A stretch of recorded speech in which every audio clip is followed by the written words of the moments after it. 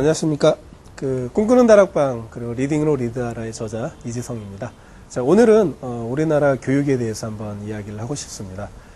제가 인문고전 독서에 대한 책을 쓰면서 굉장히 가슴이 아팠습니다.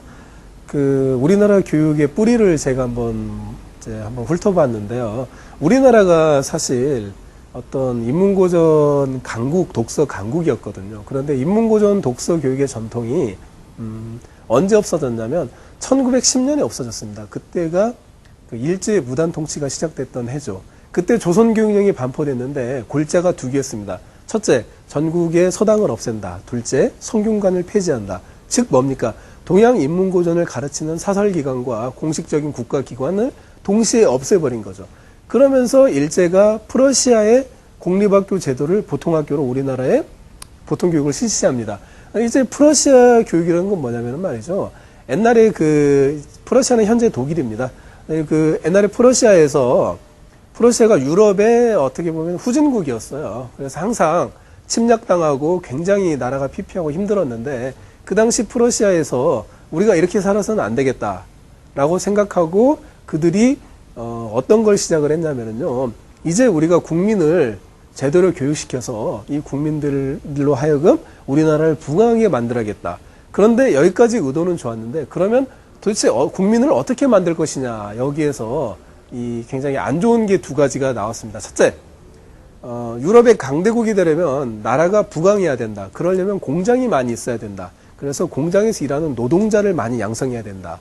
이게 하나였어요. 그리고 두 번째, 또 강대국이 되려면 군사적으로 월등한 힘을 가지고 있어야 한다. 그래서 명령에 복종하는 군인, 직업 군인을 양성해야 된다. 이렇게 두 가지 목적, 국민교육이 어떤 인간답게 살거나 지혜로운 그런 게 아니고요. 굉장히 안 좋은 거죠. 그걸로 시작한 게 프러시아 교육입니다. 그때 최초의 근대적 학교가 세워졌어요. 근데 즉 뭡니까? 그 프러시아 학교는 공장 노동자와 직업 군인을 양성하는 게 목적이었는데 이 시스템을 일제가 그대로 가져와서 우리나라에 이식을 시켰습니다. 그러면서 일본은 인문고전 독서 교육을 광적으로 시켰고요. 네. 그런 역사가 있습니다. 그래서 이제 일제 치하에서 인문고전 독서 교육의 전통이 이제 완전히 없어졌죠. 그러면서 미 군정이 시작이 되지 않습니까? 미 군정이 시작되면서 역시 이번에도 미 군정 책임자들이 우리나라에 미국의 공립학교 교육 시스템을 적용을 했습니다. 그런데 프러시아 교육 시스템이 결국 또 미국에 영향을 줘서 미국의 공립학교 시스템이 나왔거든요. 자, 미국에는 사립학교와 공립학교가 있습니다. 사립학교는 인문고전을 굉장히 열심히 읽습니다.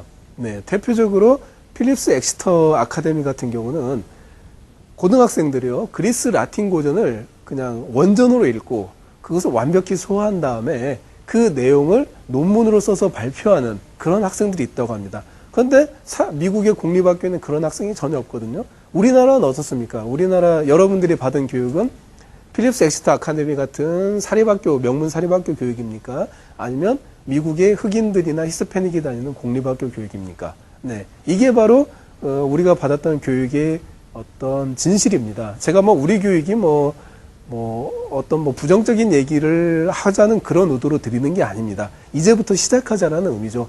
우리가 그동안 지난 5,000년 역사상 우리가 인문고전이 우리나라 교육에서 사라졌던 기간은 1910년 이후로 지금까지예요. 네. 그런데 이제 한 100년 됐거든요. 그래서 이제 우리가 이 전통을 여기서부터 다시 새롭게 시작하면 우리가 된다라고 저는 생각을 합니다. 여러분이 일단 여태까지 어떤 공립학교 교육 시스템의 교육을 받았고요. 그리고 여러분의 자녀 계신 분은 지금 여러분의 자녀도 똑같은 여러분이 받았던 교육을 받고 있을 겁니다. 네, 이 교육도 굉장히 중요하죠. 국영수도 중요합니다. 하지만 우리에게 더 중요한 것은 이 인문고전 독서 교육이라는 거죠.